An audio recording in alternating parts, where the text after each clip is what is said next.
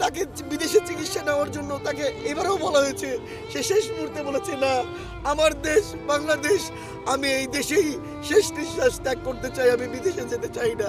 খালেদা জিয়া আর নেই। ইন্না লিল্লাহি ওয়া ইন্না ইলাইহি রাজিউন। কান্নায় ভেঙে পড়ল পুরো দেশ।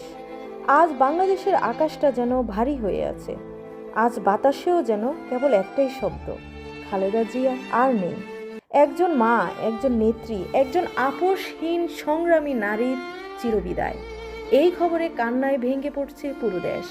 দীর্ঘ অসুস্থতার সাথে লড়াই করে সাবেক প্রধানমন্ত্রী ও বিএনপি চেয়ারপারসন বেগম খালেদা জিয়া আমাদের ছেড়ে চলে গেছেন। ঢাকার হাসপাতালে চিকিৎসাধীন অবস্থায় তিনি শেষ নিঃশ্বাস ত্যাগ করেন। তার বয়স হয়েছিল ৮০ বছর। আজ থেমে গেছে একটা ইতিহাস, নিভে গেছে একটা শক্তিশালী কণ্ঠ। খবর ছড়িয়ে পড়ার সাথে সাথেই দলীয় কার্যালয়, রাস্তাঘাট, বাসাবাড়ি সব জায়গায় শুরু হয় শোকের মাতম।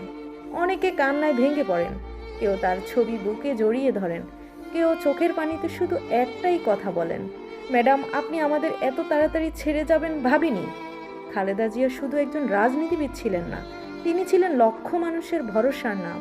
লড়াই, সংগ্রাম, কারাবরণ, অসুস্থতা সব কিছুর মাঝেও কখনো মাথা নত করেননি। আজ বাংলাদেশ হারালো একজন আপোষহীন নেত্রীকে, একজন শক্ত নারীর প্রতীককে, একটি যুগকে। আল্লাহ তাআলা তাকে জান্নাতুল ফেরদাউস নসিব করুন, আমিন।